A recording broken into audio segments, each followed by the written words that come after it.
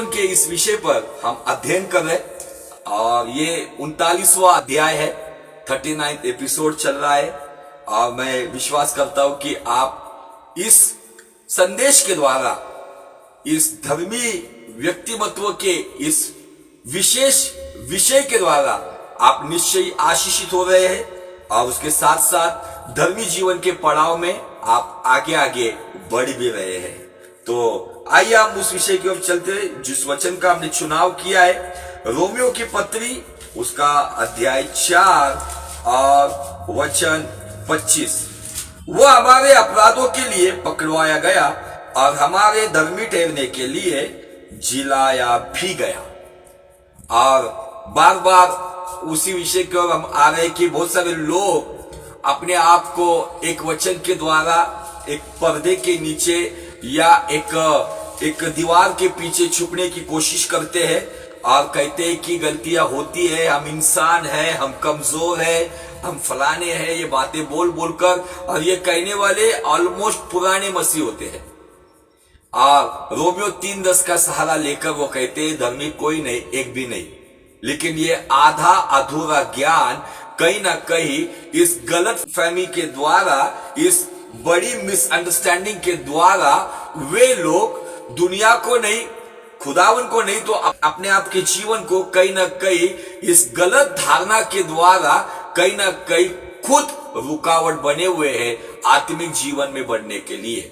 निश्चय हम इंसान है, सब है, लेकिन परमेश्वर ने अपनी आत्मा में भेजी है और बाइबल कहती है जो पवित्र आत्मा के चलाए चलते हैं उनके ऊपर वासना का जुआ काम नहीं करता है। आज बहुत सारी बार हम देखते हैं कि परमेश्वर की राह पे चलने वाले कुछ लोग इस वचन का सहारा लेते हैं और अपने गुनाहों को छुपाते हैं। पुराने नियम के किरदारों का एग्जाम्पल लेते हैं, दाऊद की गलतियों को बताते, अब्राहम की गलती को बताते, इलिया की गलती को बताते। लेकिन हम जिस दौर में है वहां पर पवित्र आत्मा हमें ऐसे स्वरूप में नहीं, जैसे पुराने नियम में कभी कभी बात होती थी, कभी कभी जैसे सैमसन पवित्र आत्मा से भरता था, गिदोन पवित्र आत्मा से भरता था, वैसा नहीं। अभी हमारे भीतर वो रहता है, क्योंकि पुराने नियम में सुलेमान का मंदिर था जहां पे खुदा की हुजूरी आती थी। लेकिन नए नियम में हम खुद खुदावन के मंदिर है जहां पर उसका आत्मा वास करता है। इसलिए इन बातों को समझना होगा और उसके अनुसार हमको जीवन जीना होगा। और परमेश्वर निश्चय हमें आशीषित कर रहा है। और हम चलते हैं याकूब की पत्री 5वां अध्याय वचन 16 के अनुसार बाइबल हमें कहता है, इसलिए कि तुम आपस में एक दूसरे के सामने अपने अपने पापों को मान लो और एक दूसरे के लिए प्रार्थना करो जिससे चंगे हो जाओ। धर्मी जन की प्रार्थना के प्रभाव से बहुत कुछ होता है। इस वचन को इसलिए पढ़ा गया क्योंकि इसी वचन में दिया है धर्मी जन की प्रार्थना। और यदि कोई कहता है कि धर्मी कोई नहीं, एक भी नहीं, तो फिर हमारी प्रार्थना भी व्यर्थ है। बहुत सारे प्रार्थना करने वाले हैं लेकिन अपने पुराने गलत स्वभाव के साथ प्रार्थना करते हैं, किसी के प्रति मन में मनमुटाव रखते हुए, कड़वाहट रखते हुए, अक्षमा रखते हुए, गुस्सा या जलन रखते हुए अपना जीवन जीते। तो वो कोई ऐसा व्यक्ति प्रार्थना जो करता है उसकी प्रार्थना कभी स्वीकारी नहीं जाएगी जब तक हम मानेंगे नहीं और माने हुए व्यक्ति को माफ करेंगे नहीं। मतलब धर्मी जीवन का पहला पड़ाव शुरू होता है क्षमाशील जीवन से। उसके बाद क्षमा मांगो, क्षमा करो, और दूसरा पड़ाव आता है प्रार्थनाशील जीवन से। और फिर उसके बाद पुराने नियम के जो रोमियो 3:10 का जो पूछ उठाकर जो लोग अपनी गलतियों को या इस वचन के पीछे जो लोग छुपते हैं कि धर्मी कोई नहीं, एक भी नहीं, उनके लिए आगे वचन ऐसा कहता है समझदार कोई नहीं। वहां से आगे ऐसा लिखा है खुदा को खोजने वाला कोई नहीं, और वहां से आगे लिखा है भलाई करने वाला कोई नहीं। इसका मतलब फिर से दोहराना चाहता हूं, व्यवस्था के पहले, व्यवस्था के बाद, यीशु मसीह के आने के तक हम कुछ लोगों का जीवन देखते हैं जिसके बारे में बाइबल उन्हें धर्मी कहता है। इसका मतलब पुराने नियम में धर्मी व्यक्तिमत्व में हमें महत्वपूर्ण बात दिखती है, मतलब समझदारी। दूसरी बात खुदा का खोज, और तीसरी बात इन सब समझदारी और खोज के साथ भलाई के काम। इन तीन स्वभाव को यदि हम नए नियम के दो स्वभाव के साथ जोड़ते हैं। मतलब क्षमाशील जो शुरुआत होती है याकूब 5:16 में, उसके बाद प्रार्थनाशील, उसके बाद समझदारी, उसके बाद खुदा की खोज, उसके बाद भलाई। ये 5 स्वभाव जब इकट्ठा आते हैं तो वो 5-4 मिनिस्ट्री बनती है।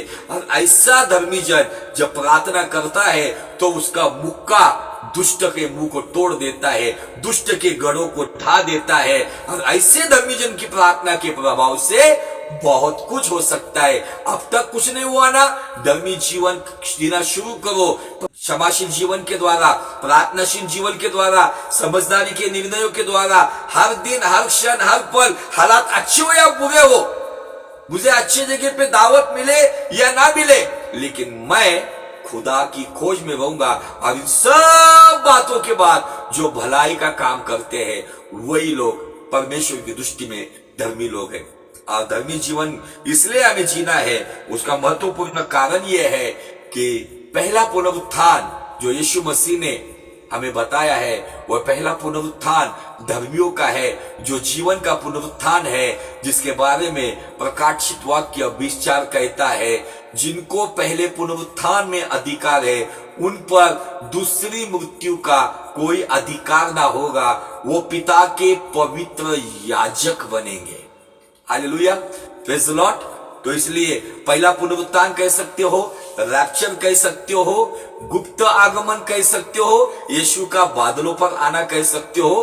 क्योंकि मैंने पिछले वक्त बताया कि आपको पहले पुनरुत्थान का भागीदार बनकर आपको खबर बनना है या दूसरे पुनरुत्थान का भागीदार बनकर आपको खबर देखना है। जो खबर बनेंगे, जो यीशु के साथ पिता के राज्य में जाएंगे, जो खबर देखेंगे वो अधोलोक से नरक की अग्नि में जाएंगे। निर्णय अपना है, चुनाव अपना है, क्या चुनाव करना है हमें। आमीन, हालेलुया, प्रेज़ द लॉर्ड। एक वचन मैं आज आपके लिए पढ़ना चाहता हूं, और वो वचन है भजन संहिता 75:10। बहुत सुंदर वचन है जिसके द्वारा परमेश्वर आपको और प्रोत्साहित करेगा। दुष्टों के सींगों को मैं काट डालूंगा, परंतु धर्मी के सींग ऊंचे किए जाएंगे। हालेलुया, धर्मी के सींग, धर्मी का क्षमाशील जीवन का सींग, धर्मी का प्रार्थनाशील जीवन का सींग, धर्मी का समझदारी का सींग, धर्मी का खुदा को खोजने वाला सींग, धर्मी का भलाई का काम करने वाला सींग परमेश्वर ऊंचा करेगा। लेकिन दुष्टों के सींग काट दिए जाएंगे। न्याय का दर्शक है और दूसरा उन्नति का दर्शक है। न्याय दुष्टों का होगा, अधर्मियों का होगा जो दूसरे पुनरुत्थान के भागी है, लेकिन उन्नति उनकी होगी जो धर्मी है, जो प्रथम पुनरुत्थान के भागीदार है। Hallelujah, praise the Lord. और धर्मी जीवन में बढ़ने के लिए हम गलातियों की पत्री उसका 6वां अध्याय वचन 7 और 8 को बहुत बार देख चुके हैं। धर्मी जीवन मिला है उद्धार के बाद, लेकिन क्या धर्मी जीवन में हम आगे बढ़ रहे? तो आगे बढ़ना कैसा है? जैसे संसार में जब पाठशाला में बच्चे को जब पहली कक्षा में या एलकेजी में डाला जाता है, एलकेजी से वो यूकेजी में आता है, फिर फर्स्ट स्टैंडर्ड में आता है, लेकिन उसको इम्तिहान देना पड़ता है, परीक्षा देनी पड़ती है, उसको पढ़ाई का निर्णय लेना पड़ता है, पढ़ाई करनी पड़ती है, तब जाकर वो एलकेजी से यूकेजी, फर्स्ट स्टैंडर्ड से सेकंड, ऐसा करते करते वो प्राथमिक स्कूल से, माध्यमिक स्कूल से आगे आगे आगे उच्च माध्यमिक स्कूल से वो महाविद्यालय तक जाता है। आगे बढ़ना पड़ता है। ऐसा कोई बच्चा आपने देखा है कि अभी तक वो पहली कक्षा में बैठा हुआ है, उसकी दाढ़ी मूछ आ गई है और अभी भी वो पहली कक्षा में बैठा हुआ है? नहीं मिलेगा। उसी तरह से आज मसीहों को जानना होगा, मुझे उद्धार के साथ धर्मी जीवन मिला तो है, लेकिन क्या मैं धर्मी जीवन में आगे बढ़ रहा हूं? और आगे बढ़ने के लिए धर्मी जीवन में हमें परीक्षाओं का सामना करना पड़ता है। नाना प्रकार की परीक्षा आएगी, मानसिक परीक्षा, शारीरिक परीक्षा, भौतिक परीक्षा, पारिवारिक परीक्षा, शैतानी परीक्षा, सब आएगी। लेकिन परीक्षाओं में जो खुदावन की राह पर खुदावन के वचन के अनुसार जो निर्णय लेते हुए इंसान को खुश करने से अधिक परमेश्वर की संतुष्टि में जो निर्णय लेकर जो आगे कदम बढ़ाता है, फिर दुनिया उसका मजाक उड़ाए, उसको कुछ फर्क नहीं पड़ता है। लेकिन वो निर्णय शायद उस समय दुनिया के लिए हंसी मजाक का कारण बनेगा, लेकिन कुछ समय के बाद वही निर्णय दुनिया जब देखेगी, जब उन बातों का एहसास होगा, हमने इनके ऊपर हंसी मजाक किया था, देखो यही लोग हैं जो उनके परमेश्वर के राज्य में चले गए और हम यही रह गए। आमीन, हालेलुया। तो गलाती 6:7-8 कहता है, धोखा ना खाओ, परमेश्वर ठट्टों में उड़ाया नहीं जाता, मनुष्य जो कुछ बोता है वही काटता है। परंतु आगे ऐसा लिखा है, जो शरीर के लिए बोता है वो शरीर के द्वारा विनाश की कटनी काटेगा, और जो आत्मा के लिए बोता है वो आत्मा के द्वारा अनंत जीवन की कटनी काटेगा। शरीर के लिए बोना मतलब शारीरिक क्षेत्र के निर्णय, आत्मा के लिए बोना मतलब आत्मिक क्षेत्र के निर्णय। हम शरीर में तो रहते हैं लेकिन हम आत्मिक जीवन जीने वाले, क्योंकि हमारे आत्मा के उद्धार के लिए आत्मा के पिता ने अपने इकलौते पुत्र को क्रूस पर बलिदान दिया, और उसका लहू और उसका बलिदान और उसका पुनरुत्थान रोमियो 4:25 हम 38 बार पढ़ चुके हैं। ये 39वां भाग आज भी पढ़ चुके हैं कि बाइबल स्पष्ट रूप से कहती है कि वो हमारे अपराधों के कारण पकड़वाया गया और वो हमारे धर्मी ठहरने के लिए जिलाया भी गया। यीशु का लहू हमें धर्मी ठहराता है, यीशु मसीह की कृपा हमें धर्मी जीवन देती है। लेकिन धर्मी जीवन जीते वक्त हमें आगे बढ़ना है, धर्मी जीवन को व्यर्थ करना नहीं है, इस राइचियस लाइफ को हमें व्यर्थ करना नहीं है। ये खुदावन की इच्छा है। अब हम निर्णयों के ऊपर देख रहे, क्योंकि गलाती 6:8 कहता है, शरीर के लिए बोने वाला शरीर के द्वारा विनाश की कटनी काटेगा, लेकिन आत्मा के लिए बोने वाला आत्मा के द्वारा अनंत जीवन मतलब पहले पुनरुत्थान का भागीदार बन के मसीह के राज्य से पिता के राज्य में प्रवेश करेगा। आमीन, हालेलुया। तो हम मूसा के जीवन से देख रहे और मूसा के 3 निर्णय हम देख चुके हैं। तो चलते इब्रानी की पत्री 11 अध्याय और वचन 24 से लेके आगे। विश्वासी से मूसा ने सयाना होकर फिरौन की बेटी का पुत्र कहलाने का इनकार किया, इसलिए कि उसे पाप में थोड़े दिन के सुख भोगने से परमेश्वर के लोगों के साथ दुख भोगना अधिक उत्तम लगा। उसने मसीह के कारण निंदित होने को मिस्र के भंडार से बड़ा धन समझा, क्योंकि उसकी आंखें फल पाने की ओर लगी थी। आमीन, हालेलुया। हमने 3 निर्णय देखे, उसमें से पहला निर्णय था विश्वास से सयाना होना, स्पिरिचुअल मैच्योरिटी, आत्मिक प्रौढ़ता, आत्मिक सयानापन, आत्मिक परिपक्वता। दूसरा निर्णय यह था फिरौन की बेटी का पुत्र होने का इनकार करना। फिरौन की बेटी मतलब मिस्र की रानी। इस संसार का परमेश्वर की राह पे चलने के लिए खुलेआम इनकार करना, परमेश्वर के लिए हमने इन बातों को देखा है। और तीसरा निर्णय यह है कि उसने पाप में, पाप के नहीं, पाप में, शब्द गौर से सुनो, पाप में थोड़े दिन के सुख, उसको पता था ये थोड़े दिन का ही सुख है, लेकिन ऐसा लिखा है पाप में थोड़े दिन के सुख भोगने से अधिक परमेश्वर के लोगों के साथ दुख भोगना अधिक उत्तम लगा। ये तीसरा निर्णय है, विश्वास से दुख भोगना। और अभी चौथा निर्णय हम देखने जा रहे हैं, और वो चौथा निर्णय यह है, 26 वचन ये कहता है, उसने मसीह के कारण निंदित होने को मिस्र के भंडार से बड़ा धन समझा। अब ये कैसा तराजू है, गौर से सुनो, आप थोड़ा सा विजुअलाइज करो, आप कल्पना करो। एक तराजू है, एक तराजू में एक पलड़े में विटंबना है, निंदा है, अपमान है, सताव है, और दूसरे पलड़े में बड़ा धन, मान है, सम्मान है। ये सारी बातें हैं। मूसा के सामने वो तराजू लटका हुआ था। अब उस तराजू को देखकर बाइबल कहती है, मूसा ने जो निर्णय लिया, गलाती 6:8 कहता है, जो शरीर के लिए बोता है वो शरीर के द्वारा विनाश की कटनी काटेगा, और जो आत्मा के लिए बोलता है वो आत्मा के द्वारा अनंत जीवन की कटनी काटेगा। बाइबल यहाँ पे स्पष्ट रीति से कहती है। मूसा का निर्णय हमें दिखता है। आज मूसा की जगह पे हम अपने आप को रखते हैं। आपको मसीह के लिए निंदित होना अच्छा लगता है या मसीह के लिए सम्मानित होना अच्छा लगता है?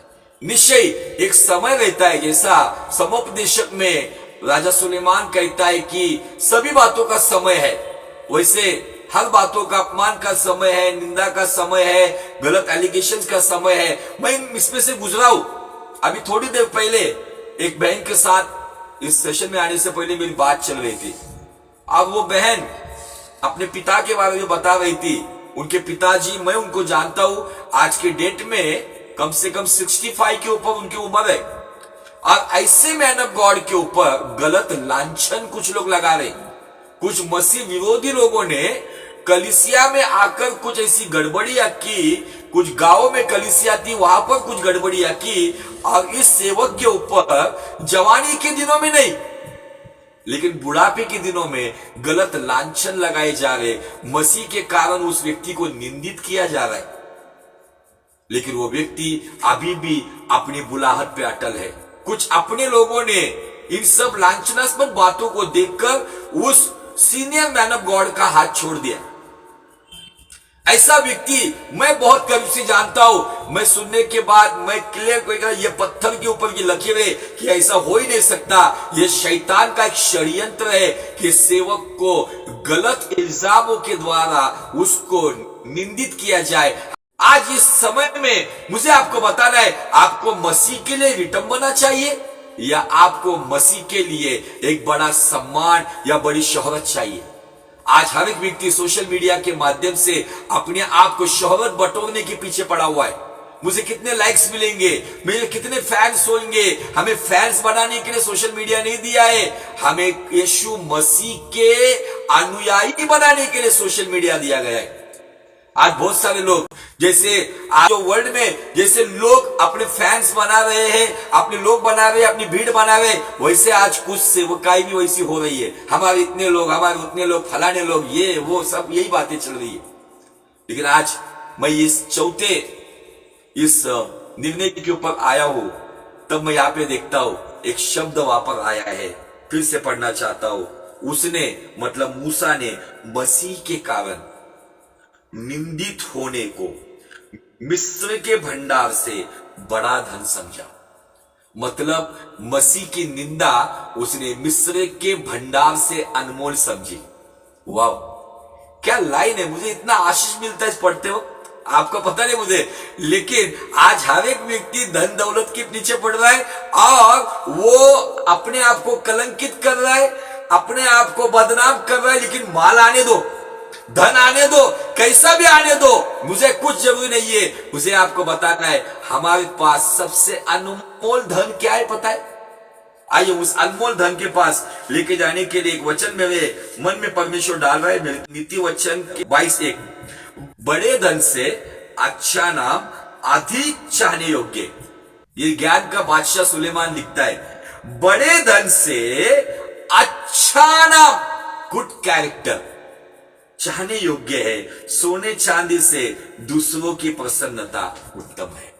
वाह, आज ये धन दौलत जिसके पीछे आज लोग अपने लोगों का गला काट रहे, अपनों को मार रहे, अपने लोगों का गला छीन रहे, लेकिन ये धन किसी के काम नहीं आएगा। बाइबल ये कहती है न्याय के समय, अंत के समय धन काम नहीं आएगा, तो अंत के समय एक अच्छा चरित्र काम आएगा, एक अच्छा धर्मी चरित्र काम आएगा।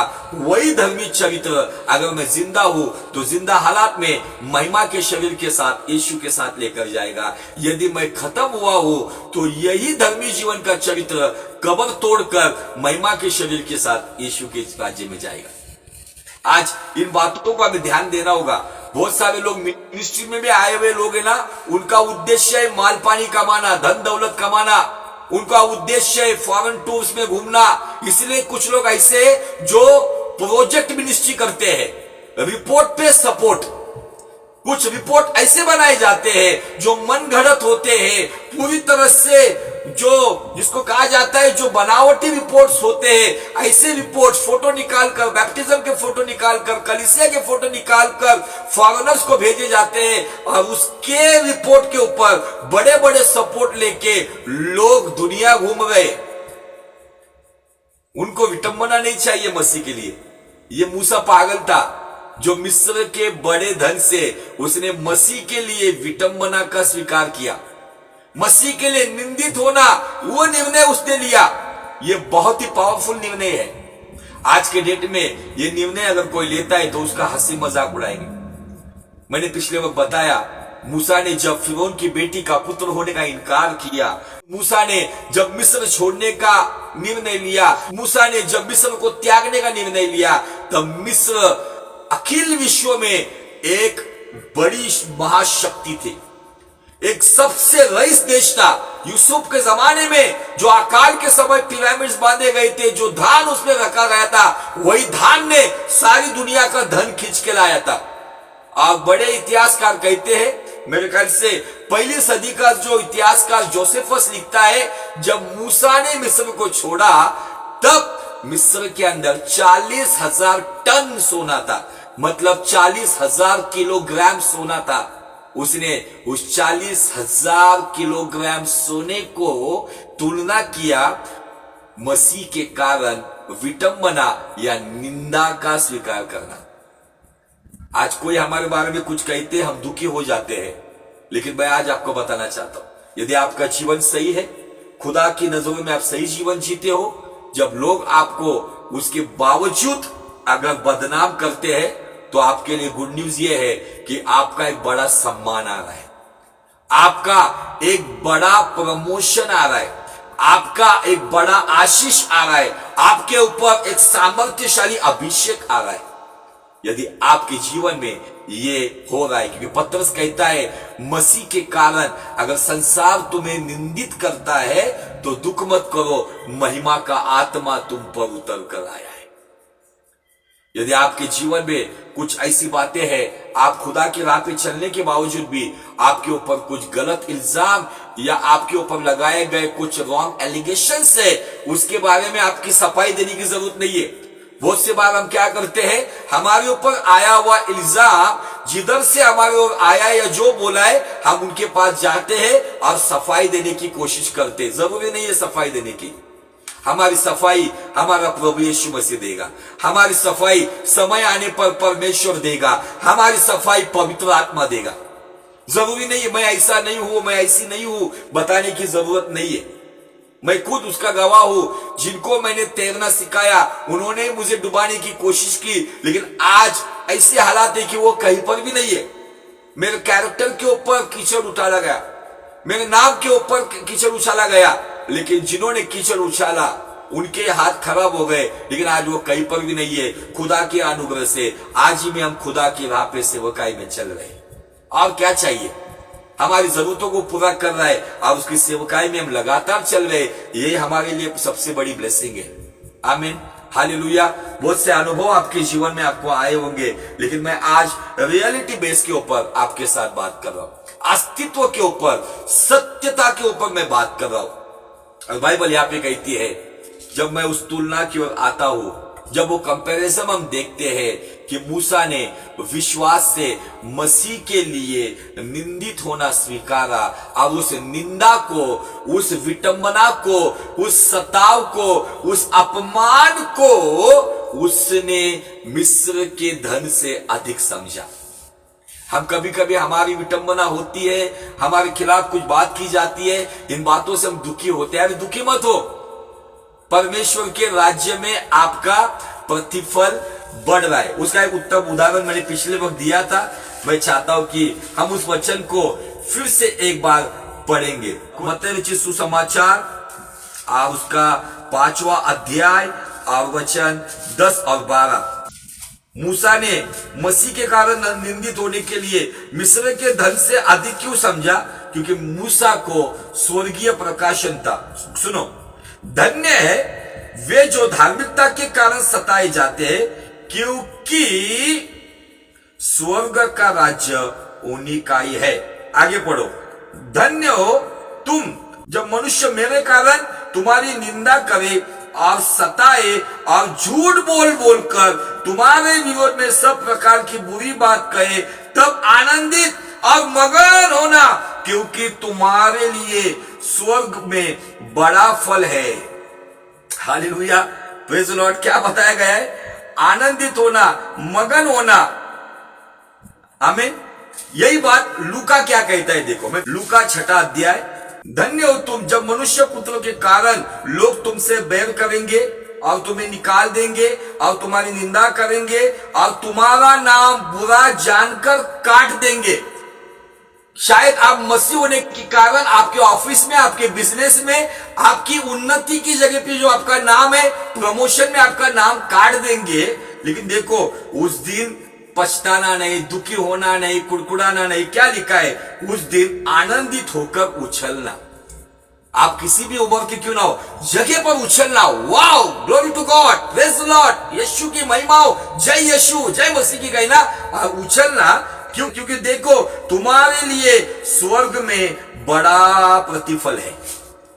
मैं सोच रहा था, मैं इस निर्णय के ऊपर आगे भी बात करूंगा, इसलिए मैं एक ही इसमें इस निर्णय को खत्म नहीं करूंगा। जब इस निर्णय के ऊपर मैं जब देखता हूं तो सोचता हूं कि मूसा ने ये निर्णय कैसे क्या लिया। मूसा ने मिस्र के धन को मसीह के कारण, मतलब यहोवा के कारण जो बुलाहट को लेकर वो निकल रहा है, जो निंदा, जो विटंबना, जो अपमान उसको मिलना है, तो उस अपमान, निंदा और विटंबना को बहुत वजनदार समझा और मिस्र के धन को बहुत हल्का समझा, क्योंकि यहां पे लिखा है मसीह के कारण। मूसा के जमाने में मसीह कहां से? इब्रानी का लेखक एक प्रकाशन देता है। मूसा को मसीह का प्रकाशन मिला था, मसीह का प्रकाशन मिला था, क्योंकि मूसा जान गया था जो विटंबना मसीह नए नियम में उठाने वाला है, जो दुख तकलीफ नए नियम में हमारा मसीह उठाने वाला है। मूसा ने ये जाना, ये जो विटंबना या ये जो निंदा मुझे मिल रही है, तो मसीह की निंदा के सामने ये कुछ भी नहीं है। ये मूसा ने जान लिया, ये मूसा ने समझ लिया। इसलिए मूसा उस अपमान को सम्मान के जैसे देख रहा था। और मूसा, बाइबल कहता है कि जो हमने थोड़ी देर पहले लूका के 6 अध्याय में से 20 से आगे जो हमने देखा कि उछलकर उसने आनंद किया होगा, क्योंकि उसका ध्यान स्वर्ग में उसका प्रतिफल बढ़ रहा है। मूसा आनंदित था। मूसा भले ही कनान नहीं पहुंचा, लेकिन यीशु मसीह के लिए संदेशा लेकर मूसा उस रूपांतर के पर्वत पे आया। आमीन, हालेलुया। ये धन उसको मिला, मिस्र का धन। मिस्र के पास जो 40,000 टन सोना था ना, मूसा को पता था स्वर्ग के राज्य में उससे कई बड़ी तादाद में सोने की धूल पड़ी हुई है, मिट्टी पड़ी हुई है। इसलिए उसको मिस्र के धन ने मोहित नहीं किया, लेकिन मसीह के कारण निंदित होना, उस बातों ने उसको मोहित किया, आकर्षित किया। इसलिए उसको अपने निर्णय के ऊपर पछतावा नहीं हुआ, वो अपने निर्णय से दुखी नहीं हुआ। वो आनंदित होकर एक कंबल लेकर, एक लाठी लेकर और पानी की एक बोतल लेकर वो मिद्यान की ओर चला गया, रेगिस्तान के राह पे चला गया। महलों के ऐशो आराम को ठोकर मारकर वो मिद्यान की ओर चला गया, क्योंकि उसको पता था मैं जिसके कारण निंदित हो रहा हूं ना, मुझे यकीन है मैं जिसके कारण निंदित हो रहा हूं, मैं उसके कारण यहीं पर ही इसी मिस्र में सम्मानित होगा। क्योंकि जो अपमान में बोया जाता है वो महिमा में उठाया जाता है। आमीन, हालेलुया। आज शायद आपको इस संदेश के द्वारा आपके कुछ सवालों के जवाब मिले होंगे, क्योंकि हम कभी कभी ऐसे हालातों का सामना करते हैं, हमारे ऑफिस पर, हमारे जॉब की जगह पर, हमारे बिजनेस की जगह पर मसीह होने के कारण हम निंदित होते हैं। लोग हमें तुच्छ जानते हैं, हमें कूड़ा कचरा समझते हैं, और इन बातों से कभी कभी हम दुखी होते हैं। दुष्ट चाहता है यही बात आपके साथ हो और आप दुखी हो जाओ। लेकिन बाइबल में हमें स्पष्ट रीति से पहाड़ी के प्रवचन ने, यीशु ने हमारे कान खोल कर रखे, जब मेरे कारण लोग आपके नाम को काट दे, आपके नाम के ऊपर कीचड़ उछले, आपको भला बुरा कहे, तब दुखी नहीं होना, उछलना, मगन होना, आनंद करना, क्योंकि यही बातें स्वर्ग में आपका प्रतिफल बढ़ा रहे। आपको स्वर्ग में वो प्रतिफल कब मिलेगा? जब पृथ्वी पर आप मसीह के कारण निंदित होंगे, जब पृथ्वी पर आप मसीह होने के कारण आप कुचले जाएंगे, जब पृथ्वी पर आप मसीह के कारण आपकी उन्नति रोक दी जाएगी। पृथ्वी पर भले आपकी उन्नति इंसान रोक सकता है और उसके कारण आप आनंद करोगे, तो स्वर्ग में आपको बहुतायत से परमेश्वर कहेगा, हे मेरे भले विश्वासु दास, जा इस नगर पर मैं तुझे नियुक्त करता है, यहां पर तो अधिकार चला। Hallelujah, praise the Lord. कोई फर्क नहीं पड़ता है। आप फिर से कहना चाहता हूं, आपकी सफाई देने के लिए किसी के पास मत जाओ। आप सफाई के लिए जाओगे तो इसका मतलब कहीं ना कहीं आप अपने आप को जस्टिफाई करने जा रहे हो, और कहीं ना कहीं वो व्यक्ति समझेगा हाँ ये गलत है, इसलिए अपनी सफाई देने आ रहा है। एक ही बात ध्यान में रखो, मूसा का परमेश्वर, यूसुफ का परमेश्वर, अब्राहम का परमेश्वर, पौलुस का परमेश्वर जिंदा है। वो हमारा न्याय करेगा, उसके दरबार में हमारा न्याय चलता है। और जब वो हमारे साइड से खड़ा होता है ना, तो हमें कुछ बोलने की जरूरत। मेरे साथ कितनी बार ऐसी वाकया हुई, कुछ लोग मुझे आकर मिले सभा होने के बाद, किसी सिटी में, किसी गांव में, लोग आकर कहने लगे, पास्टर जी हमने आपके बारे में ऐसा ऐसा सुना था, हमको ऐसा लगा कि आप बहुत खराब व्यक्ति हो, ऐसे हो, फलाने हो।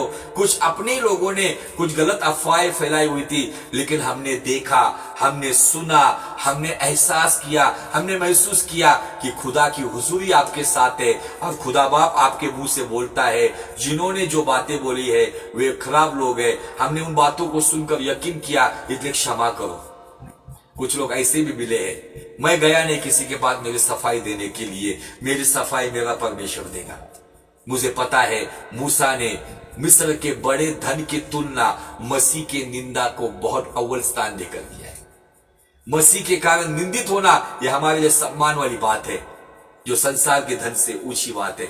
स्वर्ग हमारे लिए खड़ा होता है, स्वर्ग हमें सम्मानित करता है, इसलिए दुख मत हो। आपका नाम काटा जाएगा प्रमोशन में से, नो प्रॉब्लम, परमेश्वर थोड़ा लेट देगा लेकिन बेस्ट देगा। आमीन। खुदा करे आपको इस वचन के द्वारा बहुत बहुत आशीष मिले, और मसीह के कारण जब आपको निंदा या विटंबना उठाने का जब भी आपके जीवन में ऐसा कुछ समय आता है, तब दुखी नहीं होना, आनंदित होना, मसीह में मगन होना, उछलना और धन्यवाद देना कि मेरा प्रतिफल स्वर्ग के राज्य में बढ़ रहा है। आइए प्रार्थना करते। प्यारे पिता परमेश्वर यीशु नासरी के जीवित जलाली और सामर्थ्य नाम में हम आपको धन्यवाद देते हैं इस सुंदर से अवसर के लिए। खुदावन आपकी स्तुति करते हैं। प्रभु, आज कोई भाई या कोई बहन आज मसीह के कारण निंदित हो रहे, अपने काम पर, अपने समाज में, बिरादरी में, परिवार में, घर में, नौकरी में, बिजनेस में, स्कूल कॉलेज में, यदि आज कोई व्यक्ति मसीह होने के कारण निंदित हो रहा है, उसकी विटंबना की जा रही है, उसके नाम को कलंकित किया जा रहा है, तो खुदावन इस परिस्थितियों में वो मूसा के निर्णयों को याद करे कि उन्होंने मसीह के कारण निंदित होना मिस्र के धन से अधिक समझा। तो प्रभु आज सभी की सहायता कर, और इस परिस्थितियों में स्थिर रहने के लिए तेरी स्थिर आत्मा में तू नहीं चला, ना कोई दाएं जाए, ना बाएं जाए, ना पीछे जाए, तो आपकी राह पर आगे और आगे चलता रहे। वो स्थिर आत्मा में तू उनकी अगुवाई कर। यदि देखने वालों में से कोई बीमार है, प्रभु उनको छू लेना। तेरा यहोवा राफा नाम का चंगाई करने वाला अभिषेक इसी वक्त हर एक बीमार के ऊपर उतर कर आए। 1 पतरस 2:24 में घोषित करता हूं, तेरे कोड़े खाने से वो हर एक भाई बहन या जो बीमार है इसी वक्त चंगा हो जाए। प्रभु, कोई मायूस है, नाना प्रकार की समस्याओं में है, पारिवारिक समस्याओं में, प्रभु उनको छू लेना और उनकी मायूसी को निकालकर आपका स्वर्गीय आनंद उन्हें देना। दुआ करता हूं किसी को बच्चे नहीं सालों से, यीशु के नाम में उनकी कोख हरी भरी हो जाए, और इसी साल वो अपने छाती से पुत्र संतान को लगाए। कृपा कर प्रभु जी, अनुग्रह कर, सब पर अभिषेक कर। सारा आदर, सारी महिमा आपको देते हुए मसीह के कारण निंदित होने के बाद वो आनंद करे, ऐसी आत्मा में आप उन्हें चलाइए, ना कि वो कुड़कुड़ाए। दया कर, कृपा कर, सभी को तेरे हाथ में सौंपता हूं। सुंदर से वचन से आपने हमसे बात की, इसलिए धन्यवाद देता हूं। सभी को तेरे लहू के अंदर ढककर पिता, पुत्र, पवित्र आत्मा के नाम में आशीषित करता हूं। विनती करता हूं, तेरे फरिश्तों का लश्कर पवित्र आत्मा आपके अग्नि का बाड़ा इन सभी के चारों ओर बना रहे। सारा आदर सारी महिमा आपके जलाली नाम को देते हुए मरकुस 11:24 के साथ सहमत होता हूँ। जो मांगा है वो हमने पाया है। परमेश्वर का प्रिय पुत्र नासरी यीशु के नाम में मांगता हूँ, इसलिए सुन और ग्रहण कर पिता। आमीन आमीन आमीन। प्रभु करे इस वचन के द्वारा आपकी बहुत बहुत आत्मिक उन्नति हो। परमेश्वर आपको आगे और आगे बढ़ाता रहे। और इस वचन के द्वारा अगर आपको सच में ब्लेसिंग मिली है तो परमेश्वर की महिमा के लिए इस वीडियो को ज्यादा से ज्यादा लोगों के साथ शेयर कीजिए। और परमेश्वर के राज्य के लिए इन दिनों में धर्मी जीवन में योग्य आत्मिक निर्णय लेकर आगे और आगे बढ़ते रहे। पवित्र आत्मा आपके हर क्षेत्र में यीशु नासरी के नाम में अगुवाई करते, आपके जीवन में शारीरिक, आत्मिक, मानसिक, भौतिक और पारिवारिक क्षेत्र की सारी आशीषें आपकी जरूरतों के साथ खुदावन आपको देता रहे। May God bless you.